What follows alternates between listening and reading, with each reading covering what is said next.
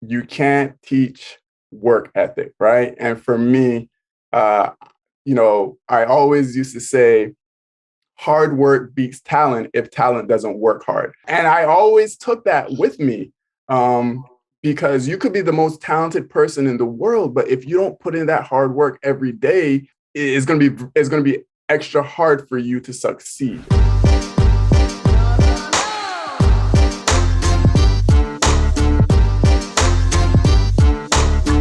Hello, everyone. This is Pierre, and we are with another edition of the World Class Leadership Podcast. I'm your host, and today I have my friend. He's no stranger to the podcast. You've seen him episode 1 or episode 0, however you want to frame it. My friend, my guy, Omar Bourne. Omar, how you doing today? I am doing well. I am ecstatic and excited to be here with you, my man. This is going to be fun. It is always looking sharp as always. And here at the That's World right. Class Leadership Podcast, we talk about everything life and leadership, encouraging our audience, encouraging you to move from inspiration to execution and how you can use your obstacles and barriers to fuel you to success in your life. Now, Omar, before we get started to dig into our conversation today, I love to ask all my guests a very simple question, but very important question. You ready? I'm ready. All right. Vacation is important. Now, if you could vacation in one location anywhere in the world, all of your vacation days, where would that be, Omar, and why? Uh, that's a good question. I think I'm going to go Hawaii. I've never been to Hawaii, and I heard it's gorgeous, and I just want to be in some place that is nice with nice, serene beaches. And hopefully I'll go in the summertime or whenever it's warm because I like warmth. So I'm going to go with Hawaii. All right. I like that. Chill on the You beach. living in the Northeast, that makes sense. Being near the water, on the beaches. Good choice, my man. Good choice. Yep. Yeah. And please introduce yourself to our listeners. Who are you? What do you do? Who is Omar Bourne? Again, thank you for having me on the show. I am Omar Bourne. I am a communications and PR professional here in New York City, and I've been here now working in media and communications for the past 12 to 13 years. And, I've worked at a local broadcast TV station here. Then I transitioned into working as a deputy press secretary and press secretary in emergency management here in the city. And that was a wild ride, lots of fun. And now I work for a PR firm as an associate vice president. So over a decade of experience in broadcast, media relations, public relations. And, I just enjoy using my talent and my skills to inspire people, but not only inspire them, but to really help people to share their stories in creative and innovative ways. And, I'm always looking at ways in which, I can find a good spin and a good creative way to help people share their stories.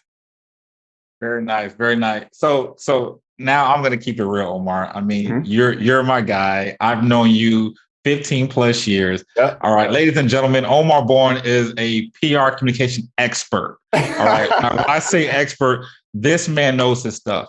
In the day and age of technology, social media, broken grammar, and whatnot, I mean, when Omar takes a piece of content, I mean, he digs into the content and it would be not only refined, finished, but is ready for prime time. He says the city. I mean, he lives in New York City. He's worked for one of the major PR communications outlets in New York City.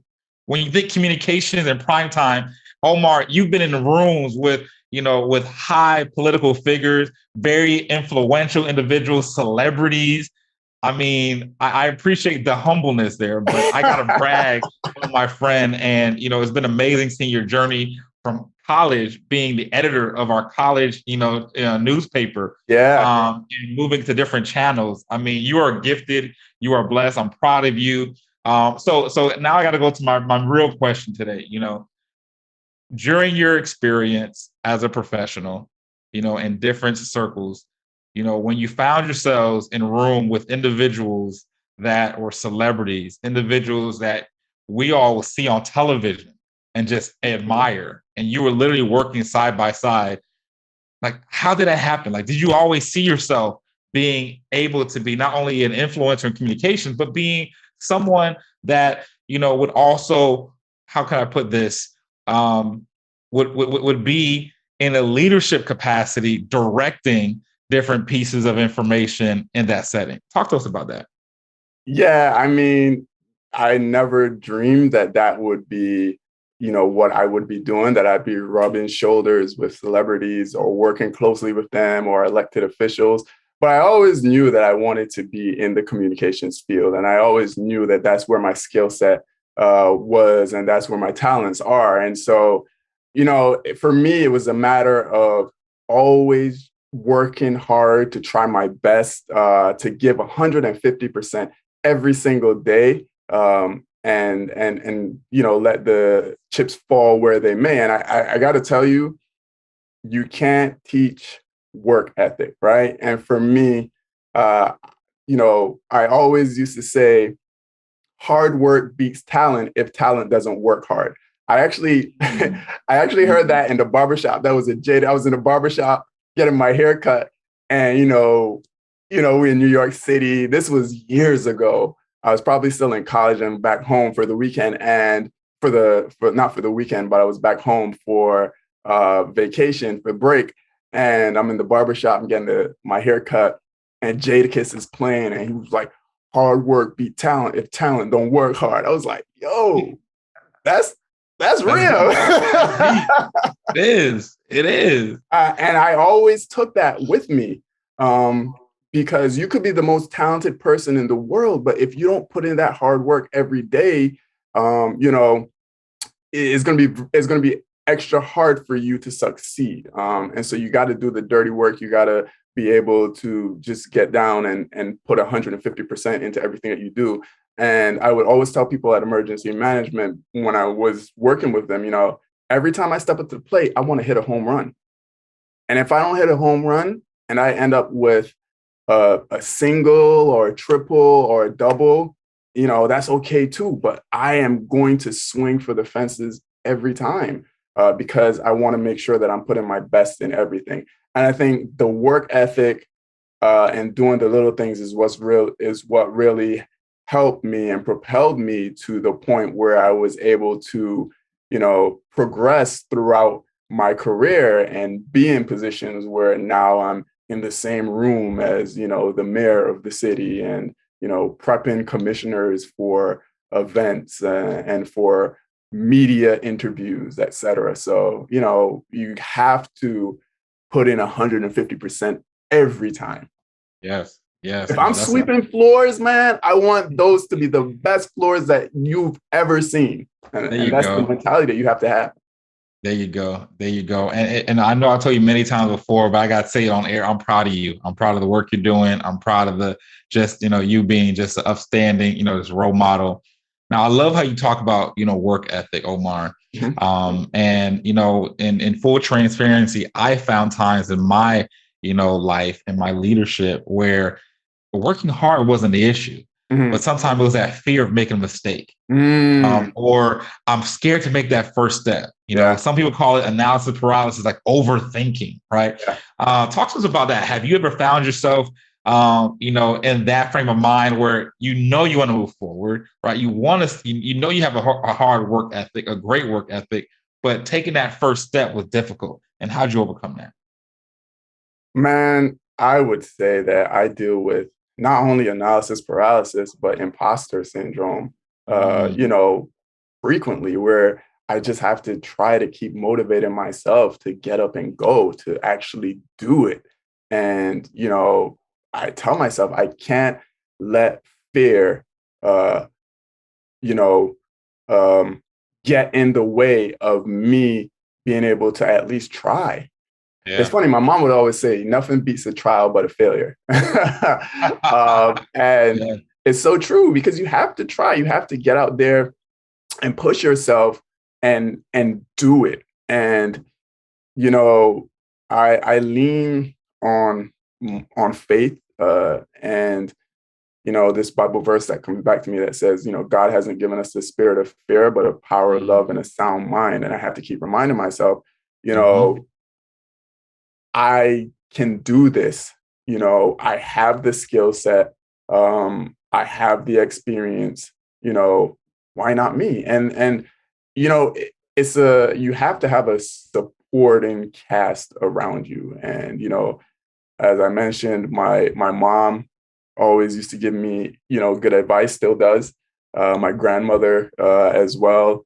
My wife, who's my number one supporter, and she always says to me, "You can do this. You've been doing this for years. You can do this." And then people like you, you're my boy. You've known me for 15 plus years. A lot of the times, and before I was married, especially, I would call you, pick up the phone and be like, "Yo, and this, here's my thoughts, why can't I get this done?" And, you would encourage me. And I think you really need a strong network of people around you who are going to be candid with you, but who are going to encourage you and push you to strive for excellence and the greatness that they know that you can accomplish, and that you have to tell yourself that you can. And so I think focusing on those words of encouragement have helped me, and then just getting out there and doing it. I mean, I remember I was at emergency management back when I was deputy press secretary, and I would just go into my boss and I would say, "Look, this might be a wild idea, but bump it. This is an idea. What do you think?" And she would tell me, she'd be like, "Yeah, I like it." I remember one time we were doing a campaign for winter preparedness, and we would talk about, what can we do to encourage people to prepare for winter. And you're in New York City, New Yorkers, they ain't trying to hear it. Like, yo, if something happens, we're going to be fine. We're going to be okay, And so we would issue press releases before major snowstorms or to get people prepared for the winter season, where we share tips, bundle up, make sure you wear your scarf. And we would laugh at ourselves and say, I mean, people know this, And so I came up with the idea. We chuckle when we do it here. Why not work with a comedian? And so we reached out to a local comedian and we said, "Look, we want to take a different creative spin on winter preparedness.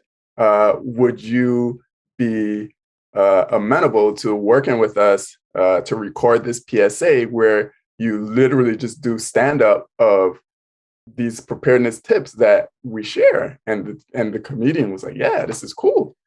And we did it, and it was a huge success. And it ran in taxi TV here in New York City. It ran on the local TV networks, local government TV as well. And we had it on our social media channels. They still use it to this day.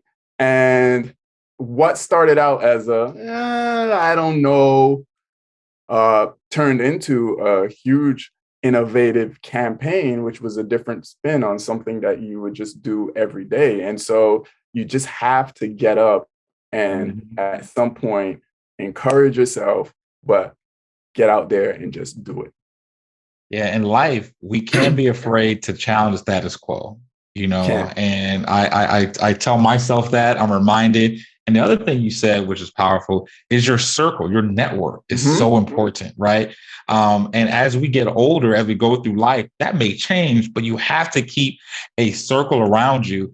And for some people, that's very difficult, right? When you're in college and everybody's in, whether it's in dormitories or they're in a cafeteria, but in life, when you get older, I mean, that's not always easy. So I appreciate, you being in my circle, my close circle, and us staying connected and encouraging each other over the years.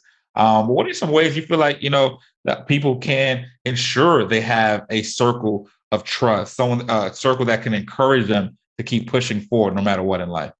And I'm glad that you asked that question because I was going to interject, but you asked the question. You have to be intentional. Mm-hmm. And Pierre was my best man at my wedding. So we are boys, right?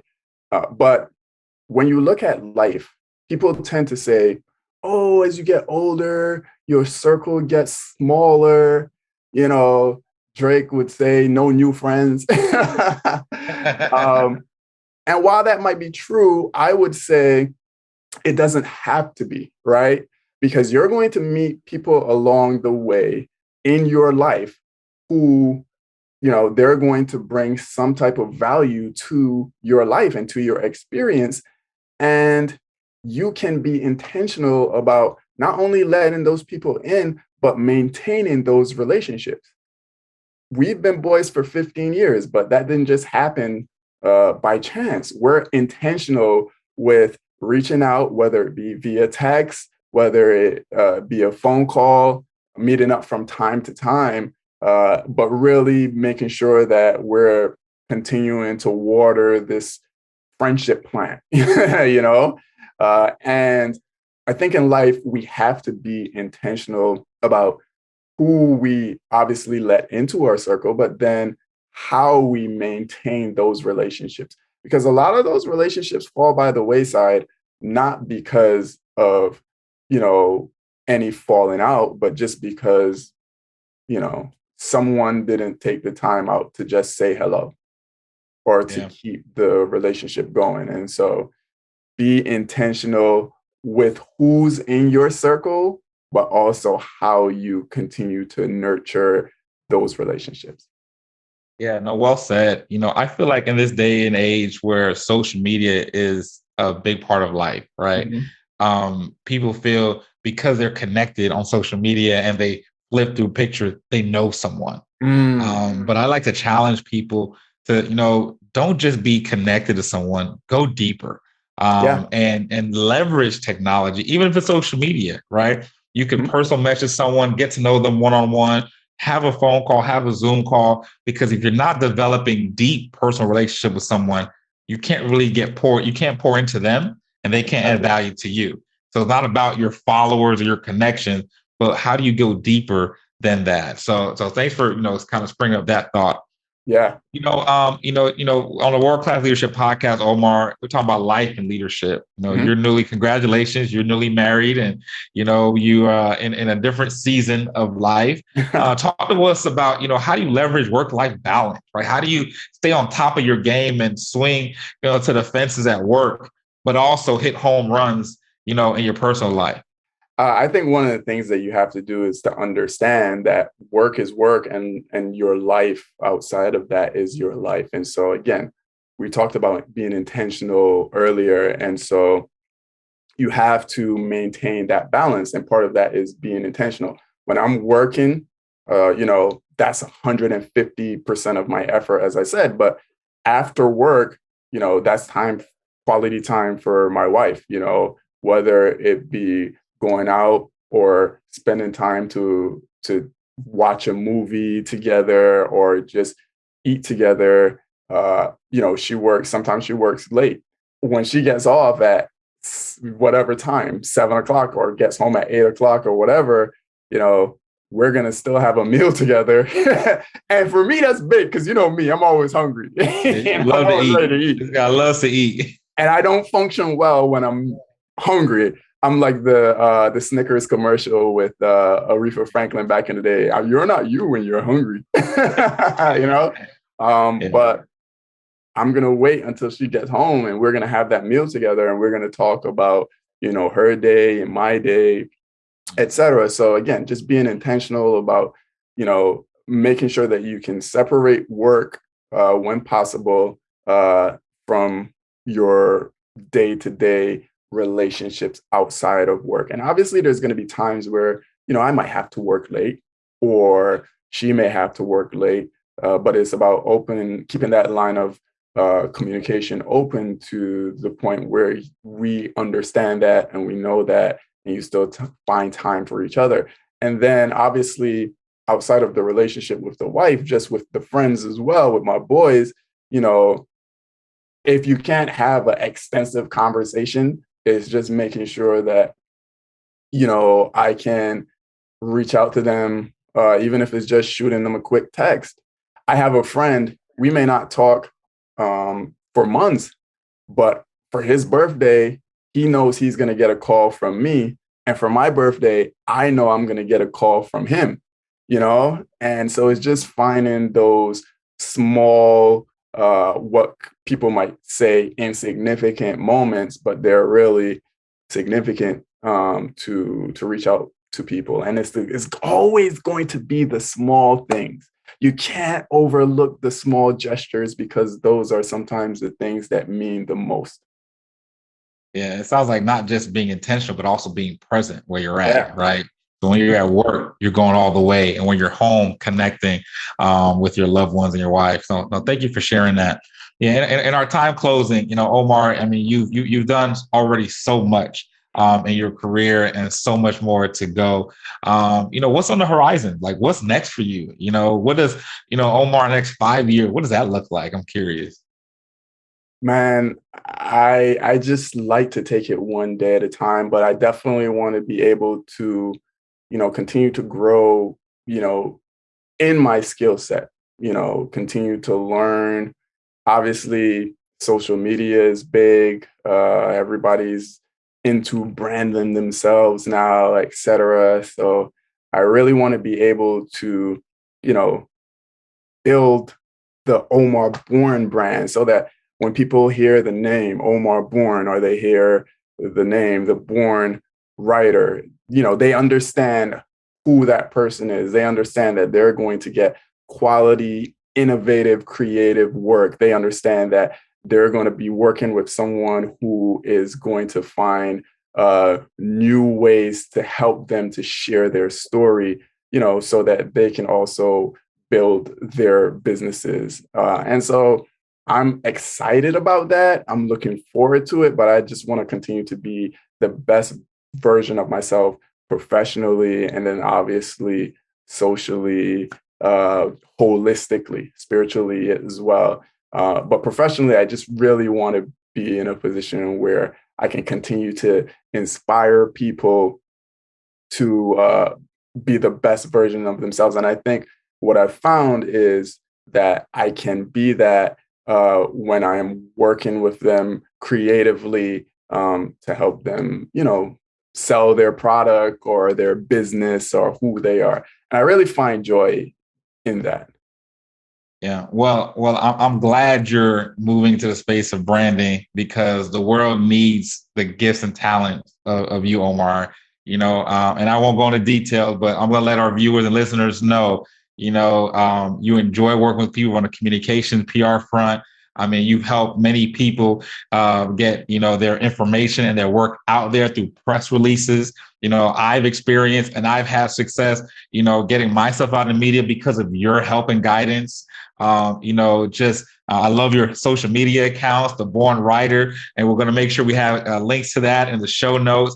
It's entertaining, but also informative. So I'm looking forward to seeing how you grow and you impact lives, because, I tell people if I can do it, anyone can do it. And we've all been blessed with different skill sets and gifts to share with others. So Omar, thank you so much for being with us today. If someone wants to get a hold of you, find more information on you, where can they get in contact with you? Yeah, so you can contact me on Instagram at the Bourne Writer, or you can also email me, the Bourne Writer 15 at gmail.com, the Bourne Writer 15 at gmail.com. And Bourne is spelled Bourne. It's like the movie. So the Bourne Identity, if for whatever reason you can't remember how to spell it, the movie, that's where you can find me. And I am really going to be excited to connect with whomever. If you have a question about what next to do in your small business, how can you utilize public relations or whatever, just reach out and I am willing to help you out. I get excited and passionate about, helping people to be the best versions of themselves. And I also have a podcast called the Bourne Connect.